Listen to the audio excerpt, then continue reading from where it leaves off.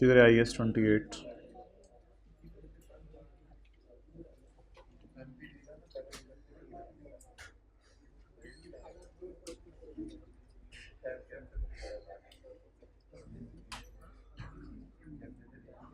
Pause करो।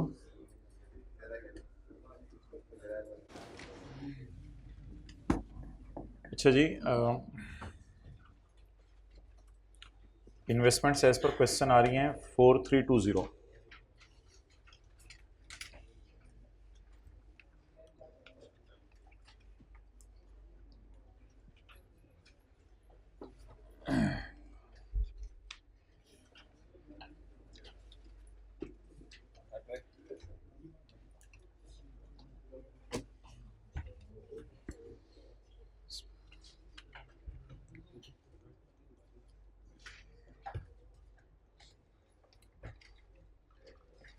Four three two zero.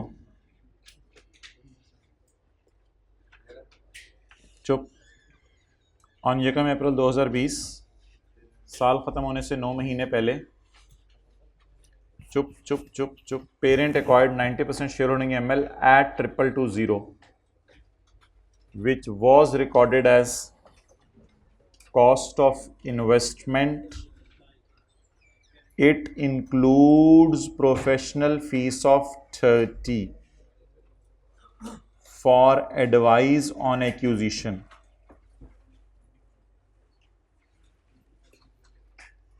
Is it so? मुझे तो यही समझ आ रहा है, इट इंक्लूड्स 30। तो फिर बाकी क्या होगा? सौदी किंग को पेमेंट होगी कितनी? 2190। थोड़ा सा ज़रा फोकस करके समझिए इस एडजस्टमेंट को। एज ऑन यकम अप्रैल, P acquired 90% shares in M at 2220, which was recorded in cost of investment. 2220 4320 में पड़ा हुआ है। It includes professional fee of 30 million. इसमें 30 million की प्रोफेशनल फी पड़ी है, तो बाकी क्या होगा? सौदी किंग को पेमेंट होगी। तो अब इन दो इकट्ठा निकाल दूं या दोनों को अलग अलग करके निकालूं? यार इकट्ठा निकाल के फिर एंट्री सही तरह मैनेज नहीं हो सकेगी, मैं तो अलग अलग निकाल देते हैं दोनों को। बस जैसे भी करना है ज़रा देख लें, जिस तरह मैं कर रहा हूँ। 1 मिनट, दोनों को निकालना है बस। लेस टेक टू वर्किंग 1 कितना? 2190 लेस एक्सपेंस कितना? 30। अब 2190 का क्या करना है?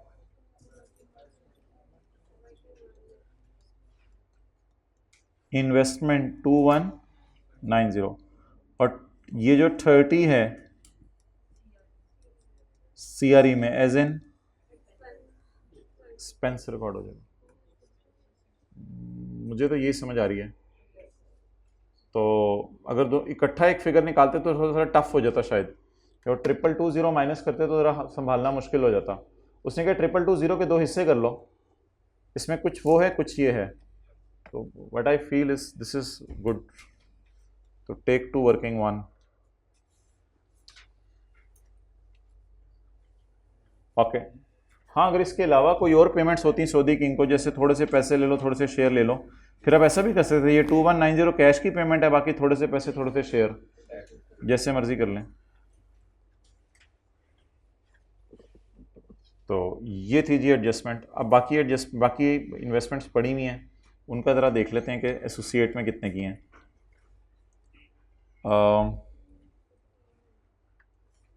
कहाँ लिखा हुआ है? .4 में क्या लिखा हुआ है?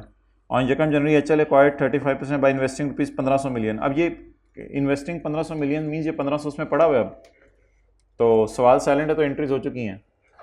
1500 less take to working 7 1500 investment in associate 1500। अब बच गई हैं कोई? ये बैलेंस शीट के फेस पे चली जाएंगी। ये जी अब पिक्चर खींच लें ताकि मैं आप क्वेश्चन 5 की तरफ मूव करूं। मुझे तो इस तरह आसान लगा था। ये कंसोलिडेटेड बैलेंस शीट में चली जाएंगी, ये चली जाएंगी कंसोलिडेटेड स्टेटमेंट ऑफ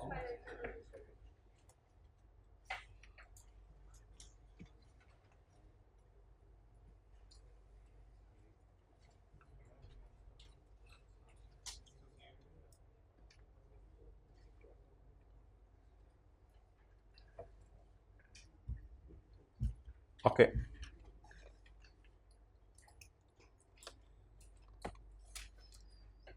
बाकी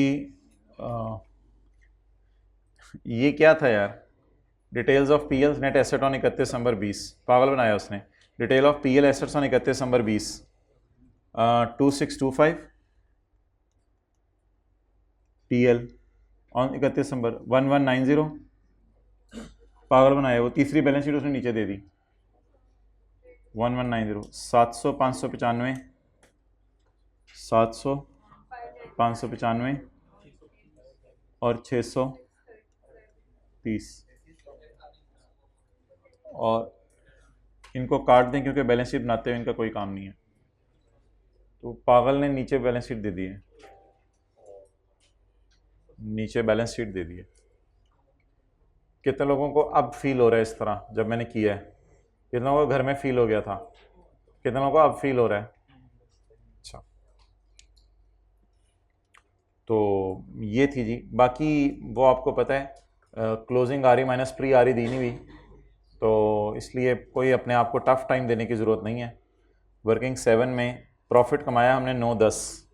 कब ख़रीदा था एसोसिएट को? ओह, साल के पहले दिन, फिर तो मसला ही कोई नहीं। नया फॉर्मेट यूज़ करेंगे, पोस्ट पैट कितना है? 910 into 35% and PL paid dividend of 490, HL recorded is share in other income. Other income में से तो P&L के फेस पे माइनस करेंगे ना, अभी बैलेंस शीट के एंगल से तो बस 490 आप इधर ले जाएं। नया फॉर्मेट है ना, closing R E minus pre R ई अवेलेबल नहीं है, तो मजबूरी इधर में प्रॉफिट डाल दें, इधर डिविडेंड डाल दें। इन दोनों का डिफरेंस जाएगा CRE में, इन दोनों का डिफरेंस यहाँ CRE में चला जाएगा। हाँ, उसमें फिर आपने वो जो क्लोजिंग नेट इन्वेस्टमेंट्स हैं उनको लेके चले होगे। हाँ, वो थोड़ा सा लंबा काम है, छोड़ें फिर उसमें। अच्छा, इट्स ओवर नाउ। जिससे ये एडजस्टमेंट्स नहीं हुई 4, वो अकेले में बैठ के रोए, देयर इज़ नो अदर हल। मैं इसमें से किसी एडजस्टमेंट को डिस्कस नहीं करूँगा, लेकिन कर लें। Receivable from ML as per HL books, receive payable to PL as per. तो ये PL कौन है? तो ये तो आपने क्रॉस करना होता है ना, इसको इग्नोर करना होता है, और बाकी तो अच्छा। Receivable from ML as per HL books, HL books में ML से रिसीवेबल है कितना? तो बाय डिफॉल्ट क्या एज्यूम करेंगे, दूसरे के पेएबल में भी 74 पड़ा होगा। तो दो एडजस्ट, इनको इग्नोर करना था। लिस्ट ऑन द इंफॉर्मेशन जिसको इग्नोर करना है। एक तो आपने ये इग्नोर करना था, क्या कहते हैं, ये वाली 98 वाली एडजस्टमेंट इग्नोर करनी थी, और नेट एसेट्स की डिटेल इग्नोर करनी थी।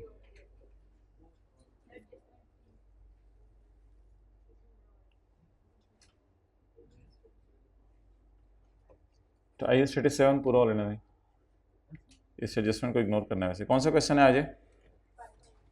5। हाँ, सस के लोटपोट हो जाएंगे, कुछ भी नहीं है इसमें तो आज। फॉलोइंग अदर समराइज स्टेटमेंट किसी ने कर लिया? सफावी एंड खुदरी, ये खजूरें हैं मेरे ख्याल से। As at 30/2021 PP intangible asset investment in Ambara Limited. इसका मतलब है ना ये आबी, ना ये खाकी, ना ये सफावी, ना ये खुदरी, ये कोई तीसरी इन्वेस्टमेंट है हमारी। Inventories, other current asset, share capital, share premium, retain earning liability. शुगर लगा हमारे साथ तू। ऑन यकम अक्टूबर 21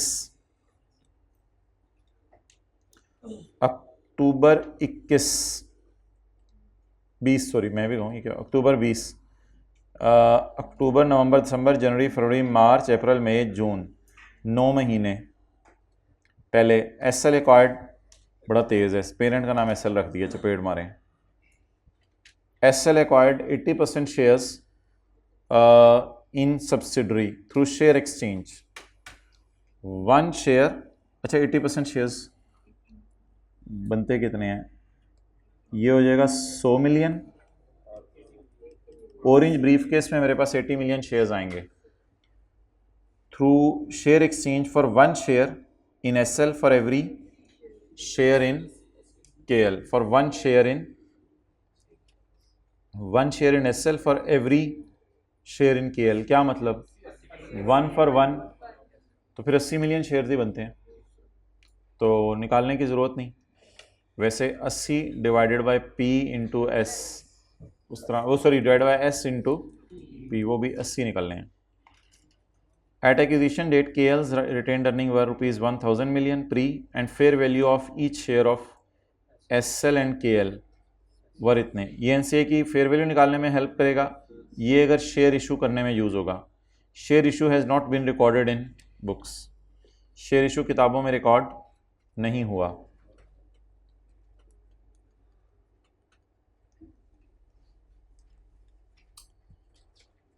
इन्वेस्टमेंट 0, नहीं वो अंबरा वाली ना लें, वो तो जब अलग से खुद दे दे तो फिर उसको निकालने की जरूरत ही नहीं, अलग से पड़ी है, उसको तो वहीं से पकड़ के वर्किंग 7 में बारों बार ले जाना। अंबरा वाले की क्यों टेंशन लेनी है, ये तो अलग से बस 540 पड़ा है, वर्किंग 7 में फेंक देंगे। अच्छा, एज पर क्वेश्चन 0 हैं। उसके बाद हमने थोड़े से शेयर दे दिए हैं। इन्वेस्टमेंट डेबिट, ठीक, कितने शेयर इशू किए हैं,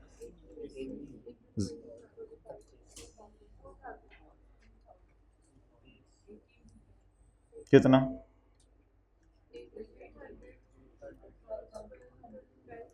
ये शेयर कैपिटल और शेयर प्रीमियम में 800 और 1200 चला जाएगा बैलेंस शीट के फेस पे, और यहां पर हम उसे कह देंगे शेयर ले लो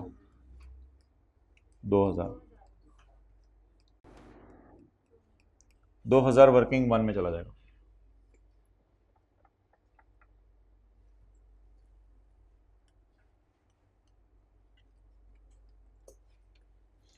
On acquisition date, carrying value of KL's net assets were equal to the fair value except the following.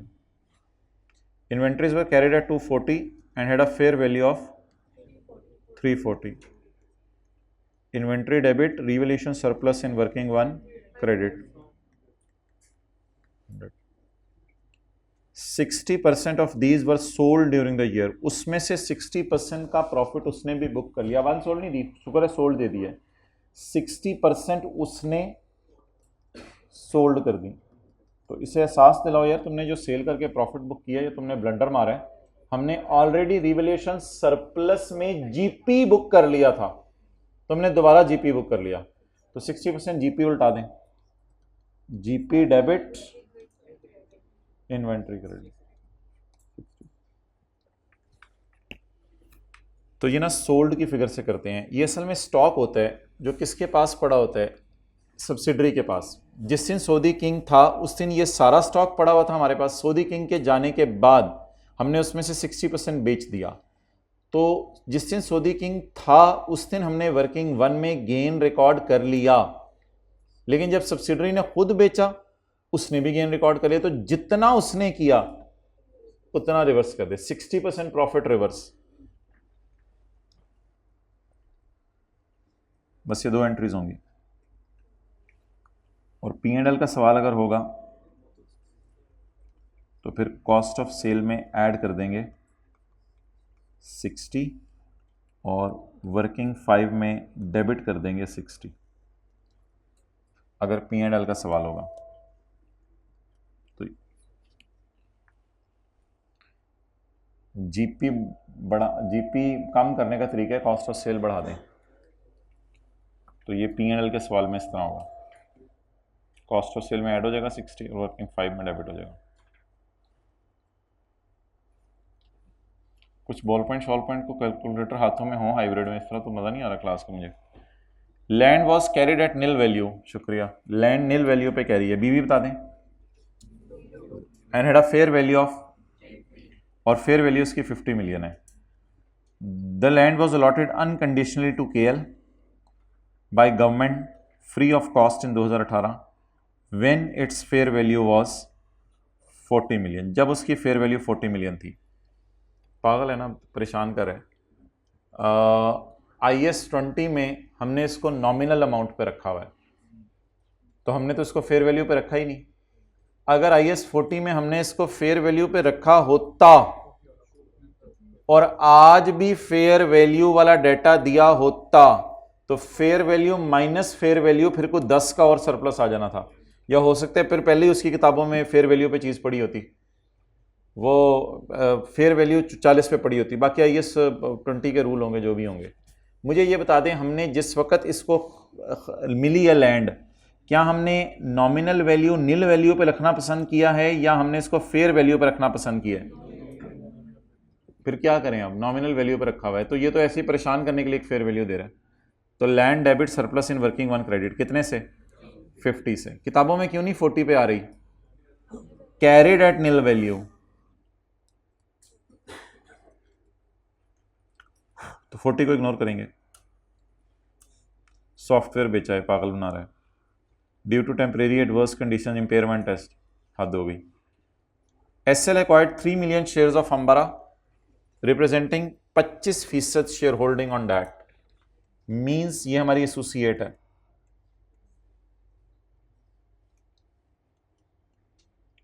Investment in associate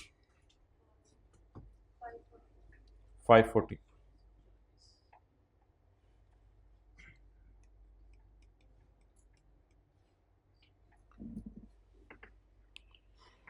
representing on that date, on that date, चिकन जुलाई 20 दिन कौन सा है वैसे? हमारे साल का पहला दिन है। On that date L's RE and fair value of each share were 2400 and 172। उस दिन फेयर वैल्यू तो एसोसिएट के शेयर की इग्नोर करनी होती है। L's RE was 2400। अभी ये प्री RE मिली है मुझे, आगे तरह मुझे डेटा देख लेने दें, फिर मैं डिसाइड करता हूँ क्या करना है।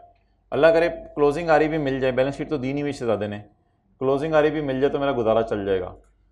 तो during the year ended 30 June 2021 AL reported a loss of 280। AL ने लॉस रिपोर्ट किया for the year 280 and other comprehensive income is 60। और इसका कोई OCI सरप्लस वगैरह भी है, वो भी चीज़ें हैं। डिविडेंड तो वही नहीं दिया हुआ, नहीं दिया हुआ।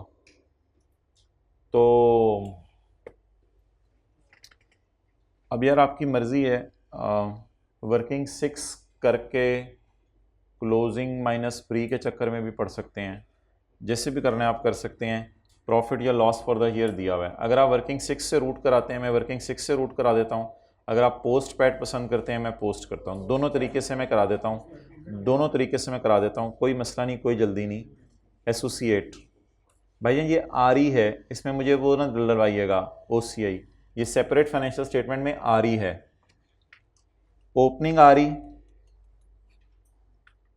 चलो यार आप लोगों को नहीं मिल रही, 2400। डिविडेंड कोई नहीं है। Loss closing RE 2120।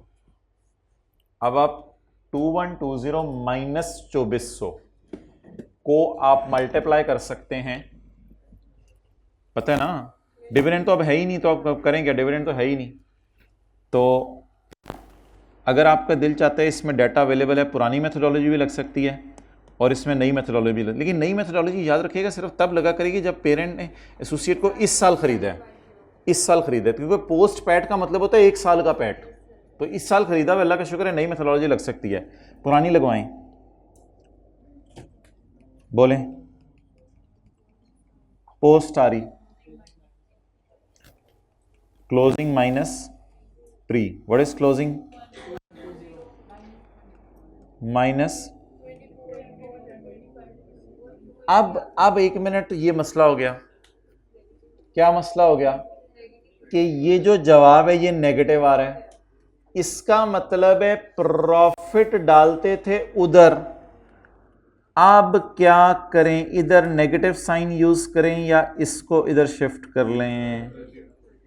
इसको इधर शिफ्ट कर लें। असल में प्रॉफिट आता था तो इन्वेस्टमेंट बढ़ती थी, ग्रो करती थी। प्रॉफिट आता था तो इन्वेस्टमेंट बढ़ती थी। अब लॉस आ रहा है तो अब जब जैसे ही कैलकुलेटर पे जवाब आया नेगेटिव, तो आपके एकदम कान खटके के नेगेटिव जवाब आ रहे हैं, मैं इधर नेगेटिव लिखूं, आपको अजीब से फील हुआ, तो अजीब सी फीलिंग को आप उधर ले गए। It is a better way. जरब 70। और अगर कोई बंदा चाहता है कि मैंने पोस्ट पैट से खेलना है, तो फिर खाली 280 नेगेटिव लिखें कैलकुलेटर पे। 280 पूरे साल का है, 280 जरब 25% करें, 280 जरब 25%, 70, नेगेटिव 70 आ रहा है। तो पोस्ट पैट भी तो यही है। या क्लोजिंग माइनस प्री का डिफरेंस ले लें, असल में डिविडेंड नहीं है ना, तो आसान सी चीज है। क्लोजिंग माइनस प्री का डिफरेंस ले लें या पोस्ट पैट से खेल लें, एक ही बात है। इस 70 को कहां ले जाएंगे? सीआरई में। हाँ, P R E, S R E, A R E. देखिए ना, डबल एंट्री भी तो मैच करनी है ना। सर ऐसे सवाल भी पेपर में आ सकते हैं जिसमें लॉस हो? नहीं, ये मैं अपने घर से बना के लाया हूँ। अच्छा जी,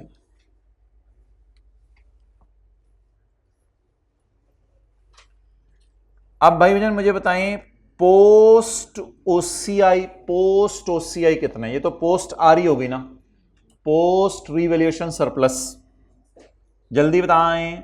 60 पूरे साल का है। And OCI for the year, for the year चीजें ड्यूरिंग द ईयर लिखा, ड्यूरिंग द ईयर ओसीआई। तो ये तो पॉजिटिव है, ये तो पॉजिटिव है।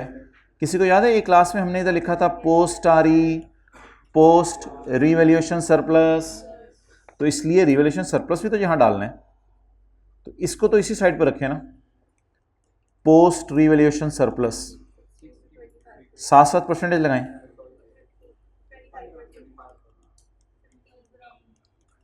15 कहां लेके जाऊं? पर ठीक है, बैलेंस शीट एंड पे 15 से आउट हो जाएगी, कोई मसला नहीं। सीआरएस में जाना चाहिए, कल भी सीआरएस में लेके गए थे। कल वाला जो सवाल किया था छोटे छोटे, वो 2 सवाल कर लीजिएगा कल और आज वाला। तो सीआरएस तो है ही नहीं, क्योंकि पेरेंट और सब्सिडरी तो शायद रिवैल्यूएशन मॉडल यूज कर ही नहीं रहे। नहीं, इन्वेस्टमेंट ये जो एसोसिएट है ना, जो मर्जी अकाउंटिंग करती रहे, इसकी यूनिफॉर्म अकाउंटिंग पॉलिसी जरूरी नहीं है। ये जो मर्जी अकाउंटिंग करती रहे, इसको करने दें, जैसे निगलेक्टेड चाइल्ड होती है एसोसिएट, इसके लिए यूनिफॉर्म अकाउंटिंग पॉलिसीज नहीं लानी होती हैं। वो किस किस की यूनिफॉर्म अकाउंटिंग पॉलिसी जरूरी है? पेरेंट और सब्सिडरी। एसोसिएट जो मर्जी करते रहे, रीवैल्यू कर रही है, करने दें, खैर है, हम इसे तंग नहीं करेंगे। यार आई के अपने आप मजबूरी में इसको सीआरई में डाल दिया था, करना नहीं चाहिए, गलत ट्रीटमेंट है, लेकिन अब क्या करें, वो उसका सरप्लस अवेलेबल नहीं है। तो सीआरई में तो जाना नहीं बनता, जाना बनता है सीआरएस में, कंसोलिडेटेड रिवैल्यूएशन सरप्लस में। लेकिन कंसोलिडेटेड रिवैल्यूएशन सरप्लस है नहीं, क्योंकि पीआरएस नहीं है, पेरेंट रिवैल्यूएशन सरप्लस।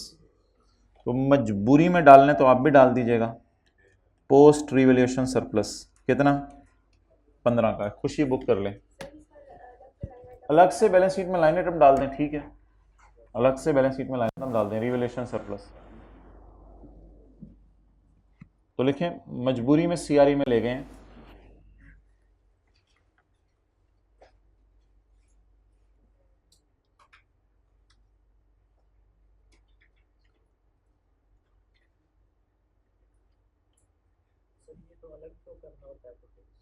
क्या चीज?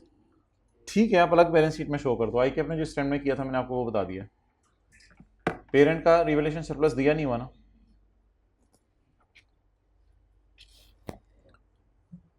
आगे मशीनरी बिकी है on 1 July 20, Cecil disposed of a machinery for 200 at a gain of 100%. The remaining useful life was 5 years.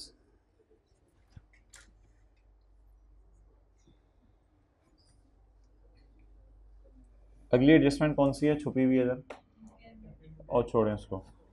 अच्छा, अब मुझे ये बताएं कि सवाल में लिखा हुआ है ऑन यकम जुलाई SL disposed of a machinery at a gain of 100%। SL कौन है? पेरेंट। और एएल एसोसिएट। डील कब हुई है? साल के पहले दिन। Disposal account, cash,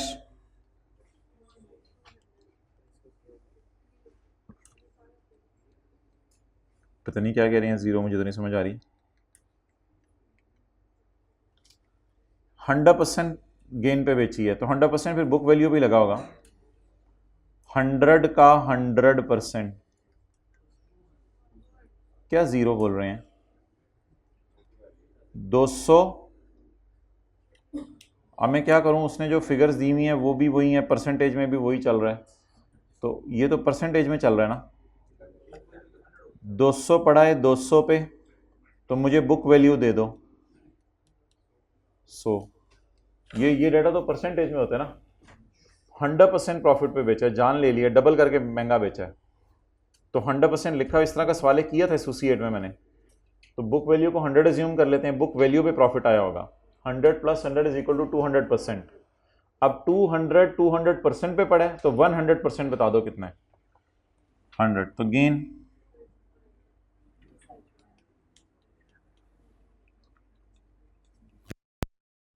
gross gain, depreciation,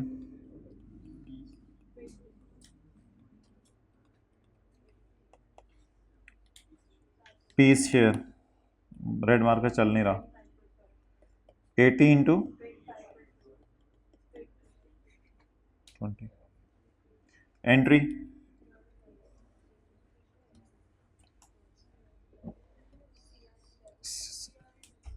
किसने बेचा, किसने खरीदा? एसोसिएट के तो पीपी नज़र नहीं आ रहे, क्या करें? इन्वेस्टमेंट्स पे जोर निकाल दें। हाँ जी, ओ खुदा का खौफ करें। वर्किंग 1 2 3 4 और प्लीज़ मुझे तो बताने देना। वर्किंग 1 2 3 4 5 एंड और all for subsidiary. This is associate, this is associate. Associate के लिए एक ही वर्किंग है, वर्किंग 7। या अगर P&L में चले जाए तो वर्किंग 5.1। ये मेरे ख्याल से बहुत आसान सवाल था, ये वाला जो था, जिसने शुगर ही लगाया बस।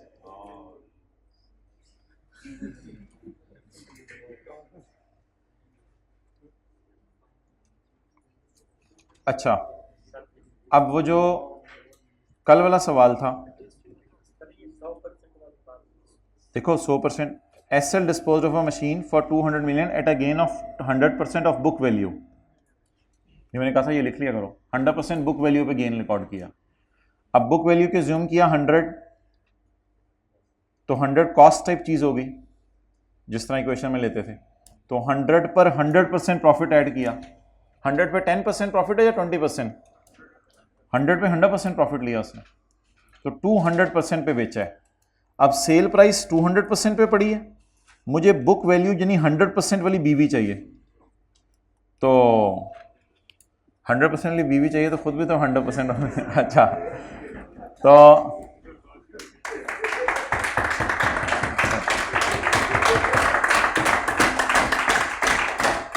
खुद 60-70% और डिमांडें देखा करो आजकल। अच्छा, तो दैट इज, हंसने के आदाब पे क्लास होनी है। अच्छा, अब वो मुझे कल वाला सवाल बताएं जो हमने किया था 7, उसमें अब एक लाइन मैंने छुड़वाई थी, उसका मतलब आज आपको पता चल जाना चाहिए। 7 में एक लाइन छुड़वाई थी, ये ब्रैकेट लगवाई थी। At acquisition date EL retained earning was 300 million and carrying value of EL net assets। अच्छा, इसी टाइम में जो सवाल आने वो भी ना कर लें, हो सकता है किसी को ख्वाब में आया हो। वैसे इस दफा किसका आना है? P&L का सवाल आना है, बैलेंस शीट का। 8वां सवाल कौन सा है? बैलेंस शीट का। और 7वां कौन सा है? बैलेंस शीट का। और छठा P&L का। इस बार नोमस वाला ने अच्छा तो अच्छा, एक मिनट बस, क्लोज करें, बात खत्म होगी। EL retained earning were इतने, carrying value of EL net assets were equal to the fair value except land which was carried at 50. The land had a fair value of इतने and value in use was इतने. The group follows the cost model for PP. Group कौन सा model follow कर रहा है? Cost model. और मेरे ख्याल से तो उसमें पेरेंट भी कॉस्ट मॉडल फॉलो कर रहे और सब्सिडरी भी कॉस्ट मॉडल फॉलो कर रही है। तो वो तो हमारा जो पहले वाला डब्बा बना है वो वाला है आज, उसमें जो पहले वाली लाइन है, दोनों कौन सा मॉडल फॉलो कर रहे हैं? अब अगर दोनों कॉस्ट कर रहे हैं, स्टिल एक एंट्री करनी है, मशहूर जमाना वाली entry, asset debit surplus in working. असल में ये सरप्लस बैलेंस शीट के फेस में नहीं जाता, इसलिए ये एंट्री हम कर देते हैं। ये सरप्लस कैंसिल होकर गुडविल निकाल देता है सारा। आपको पता है सरप्लस इन वर्किंग अन कभी भी बैलेंस शीट के फेस पे नहीं जाता, तो इसलिए मशहूर ज़माना दोनों कॉस्ट मॉडल यूज़ कर रहे हैं। इस वजह से हमने सरप्लस को कहाँ ले जाना था? वर्किंग वन में। अब होमवर्क में कौन सा सवाल है? सिर्फ यही वाला 5, तो 15-20 मिनट में कर लीजिएगा, जाएं। 24 मिलियन